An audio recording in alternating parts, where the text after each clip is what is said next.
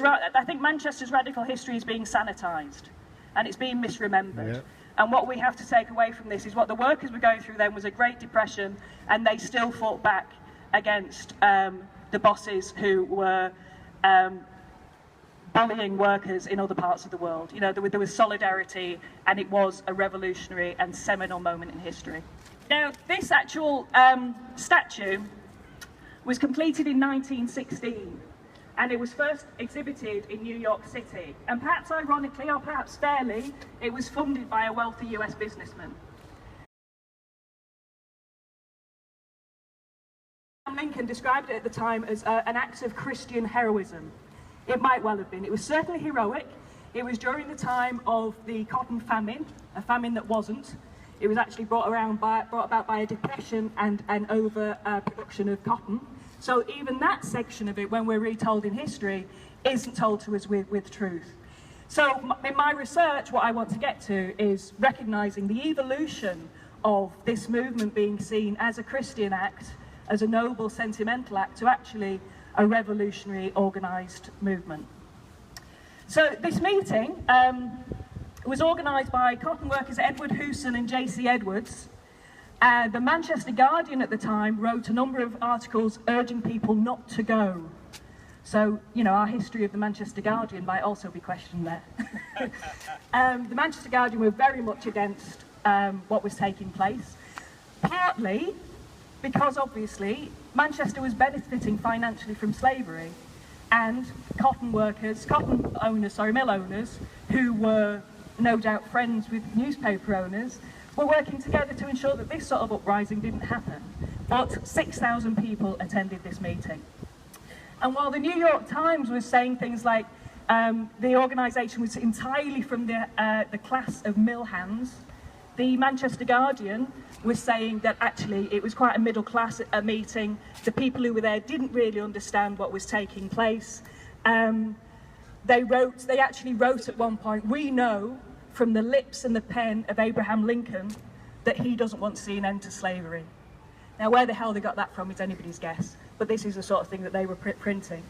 And so this is to the extent that Marx, and I like to imagine him saying this in really exasperated tones, said the English press is more southern than the South itself, because it was the English press who were completely against this forming.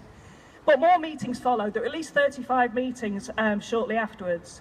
And it was a seminal, revolutionary, organised campaign during hardship. These workers were making a political, conscious decision. But I want to read you some of the motions. I'll be quick.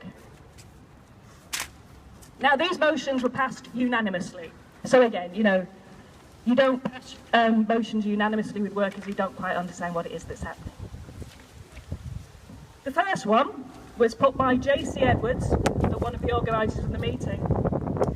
And he resolved that this meeting recognises the common brotherhood of mankind and the sacred and inalienable right of every human being to personal freedom and equal protection, records its detestation of Negro slavery in America, and of the great attempt of the rebellious southern slaveholders to organise on the great American continent a nation having slavery as its basis. Now, the Manchester Guardian didn't like this.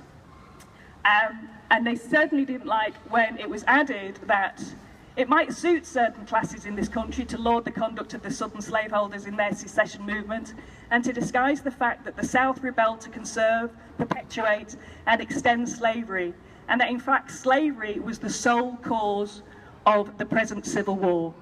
Now, this is the sort of thing that they assumed the Manchester cotton workers didn't understand. That motion was passed unanimously. A second motion was put by Edward Hewson, that this meeting, composed mainly of the industrial classes of Manchester, desires to record its profound sympathy with the efforts of President Lincoln and his colleagues to maintain the American Union in its integrity, and also its high sense of the justice of his proclamation of emancipation, and other measures tending at once to give freedom to the slaves and restore peace to the American nation, passed unanimously.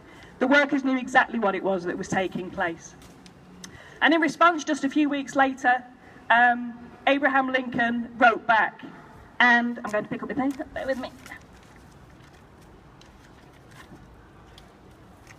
He said, I know and deeply deplore the sufferings which the working men of Manchester and in all Europe are called to endure in this crisis.